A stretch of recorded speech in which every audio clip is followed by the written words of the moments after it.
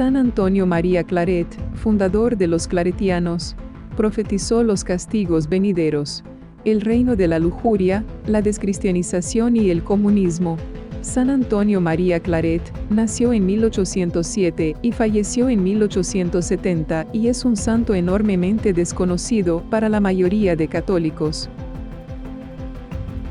Fue misionero apostólico en Cataluña y Canarias, arzobispo de Santiago de Cuba y confesor de la reina Isabel II de España, y murió en el exilio.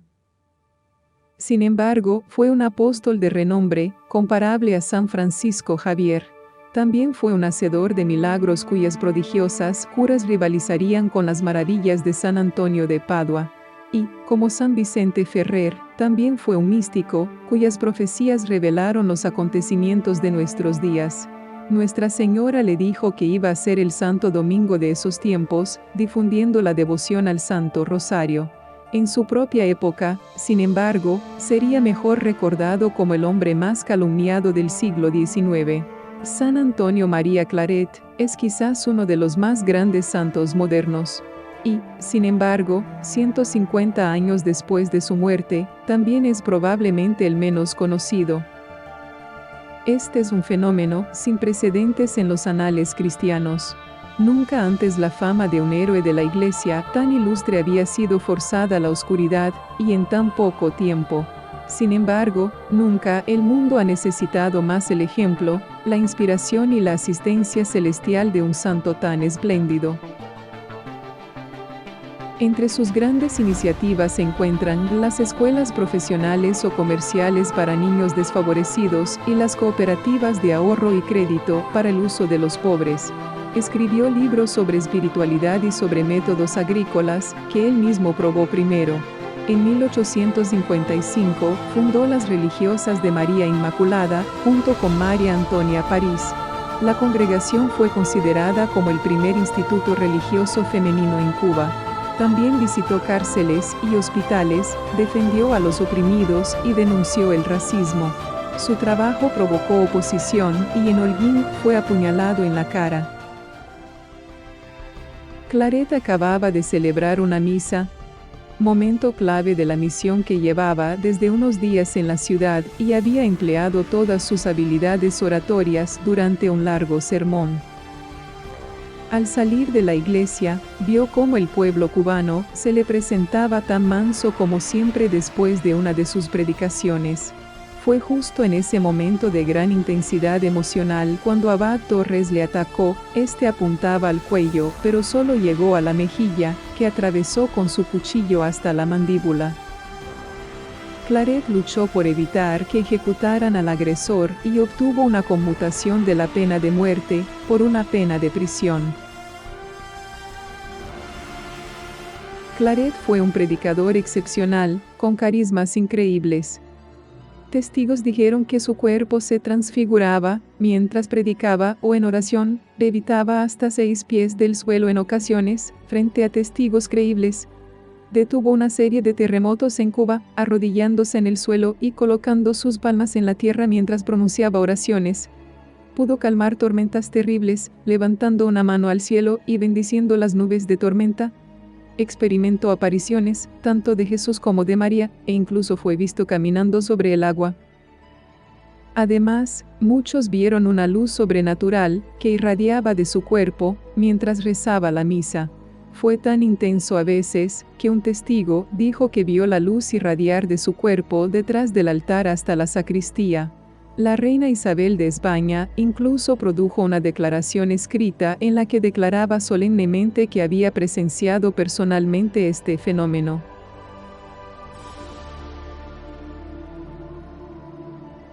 El 3 de septiembre de 1859, Claret afirmó haber oído a Jesús decirle que había 3 grandes males que estaban descendiendo sobre la humanidad. El primero era una serie de guerras enormes y horribles. El segundo, los 4 poderosos demonios del placer, el amor al dinero, el falso razonamiento y una voluntad separada de Dios.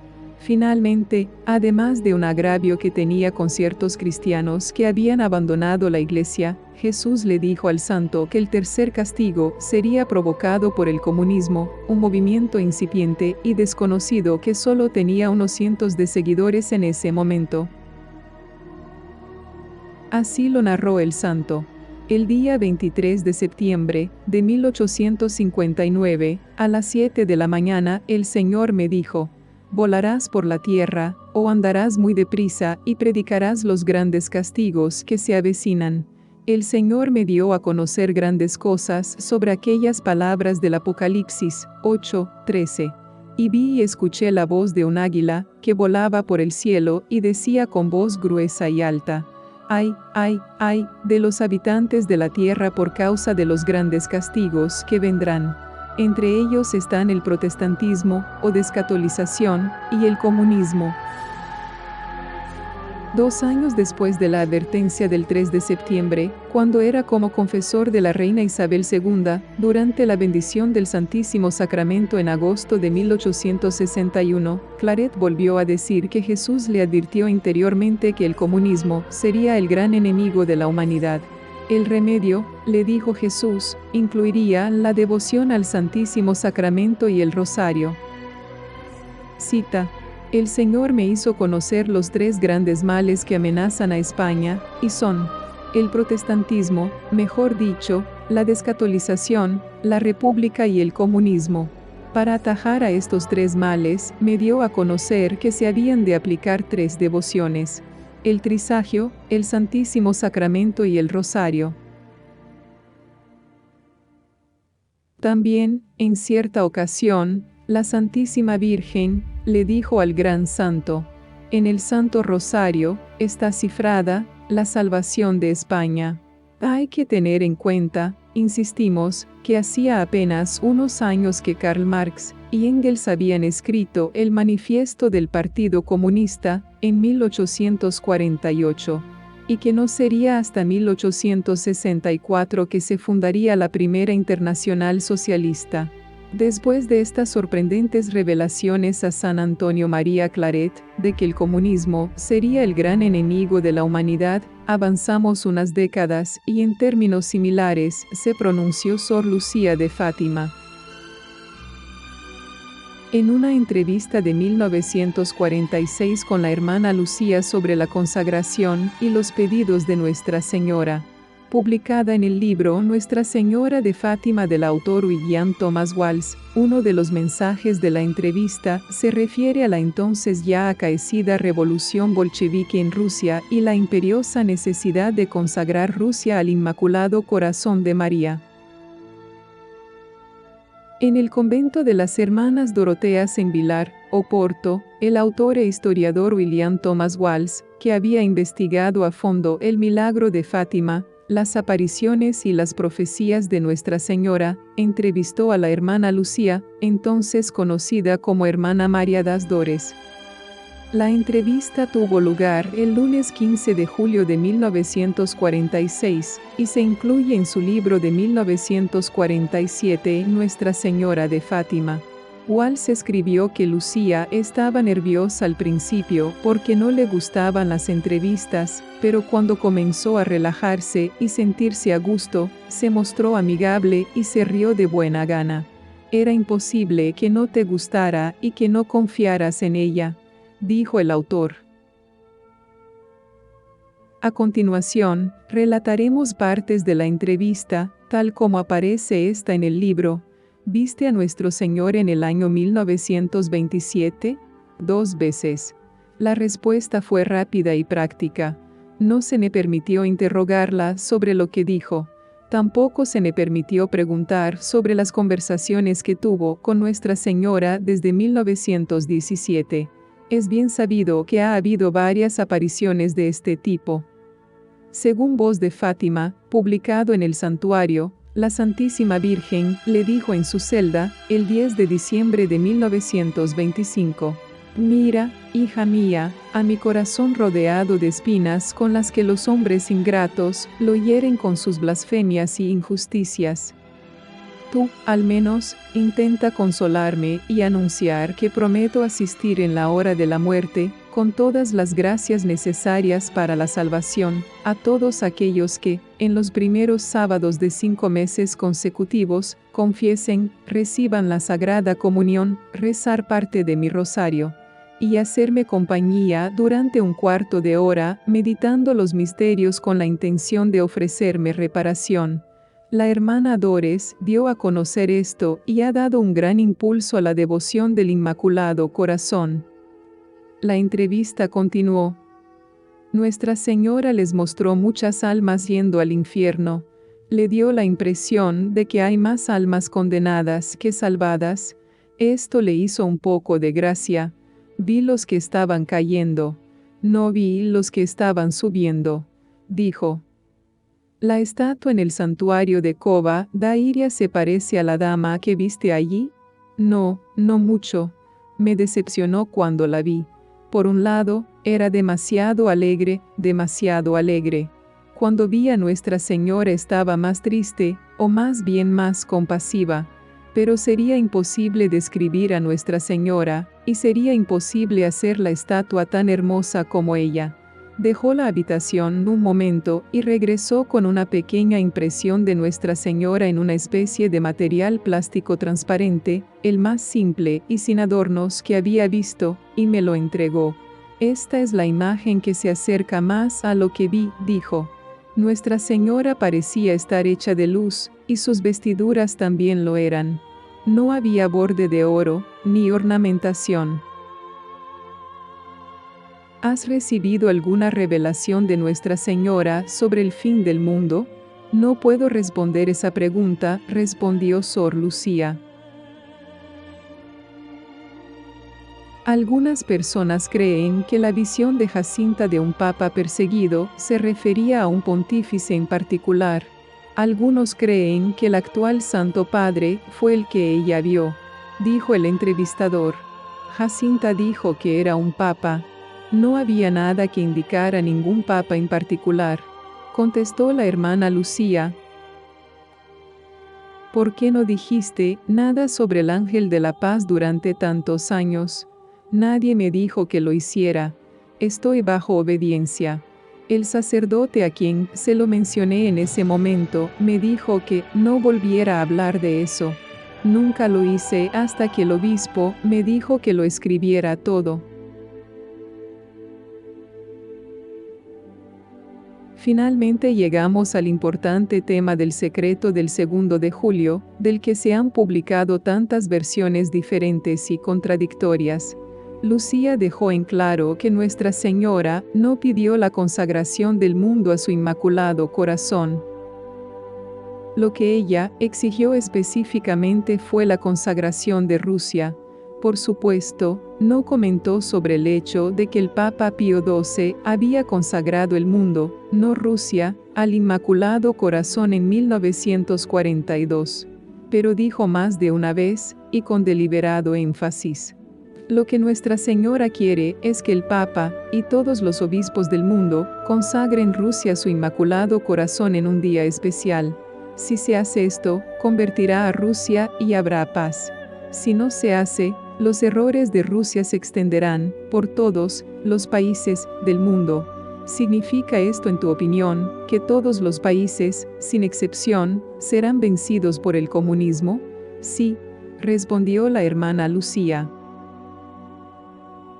Aquí, como vemos, Nuestra Señora anunció, a través de Sor Lucía, que todos los países del mundo caerían en las infames garras del comunismo, y que ni uno solo se libraría de esta plaga infernal. En otra ocasión, algunos años después, Sor Lucía dijo: Nuestra Señora nos dijo tanto a mis primos como a mí misma, que Dios está dando 2 últimos remedios al mundo. Estos son el Santo Rosario y la devoción al Inmaculado Corazón de María. Estos son los 2 últimos remedios, lo que significa que no habrá otros. Sor Lucía también dijo, cita, la Santísima Virgen, en estos últimos tiempos en los que vivimos, ha dado una nueva eficacia al rezo del rosario. Ella ha dado esta eficacia a tal grado que no hay problema, por difícil que sea, ya sea temporal o sobre todo espiritual, en la vida personal de cada uno de nosotros, de nuestras familias, de las familias del mundo, o del mundo, de las comunidades religiosas, o incluso de la vida de los pueblos y naciones, que el rosario no pueda resolver. No hay problema, os digo, por difícil que sea, que no podamos resolver con la oración del Santo Rosario. Con el Santo Rosario nos salvaremos, nos santificaremos, consolaremos a nuestro Señor y obtendremos la salvación de muchas almas. Finalmente, la devoción al Inmaculado Corazón de María, nuestra Santísima Madre, consiste en considerarla como el asiento de la misericordia, del bien y del perdón, y como la puerta segura por la que debemos entrar al cielo. Como podemos ver, nuestro Señor, hace ya 150 años nos advirtió, por medio de San Antonio María Claret, de que el comunismo sería el gran enemigo de la humanidad, además del demonio del amor al placer y al dinero. Y más tarde, hace unos 100 años, Nuestra Señora vino a prevenirnos, de nuevo, del inminente peligro, y a ofrecer las soluciones para evitar el azote del comunismo, que ahora se cierne ya sobre la humanidad. Pronto ya, a vencer a todos los países del mundo, sin excepción, incluyendo los Estados Unidos, que siempre había sido adversario del comunismo. Observamos aquí un paralelismo enormemente llamativo. San Antonio María Claret fue muy calumniado en su tiempo y en nuestros tiempos, su figura ha sido condenada al ostracismo. Por su parte, Sor Lucía fue suplantada por una impostora amigable y acomodada completamente al Concilio Vaticano II y a todos sus desmanes. La auténtica Sor Lucía, aunque estaba bajo obediencia, nunca se hubiera prestado a mostrarse en tan buenos términos con aquellos que querían desmantelar la Iglesia y desoír los llamados de Nuestra Señora.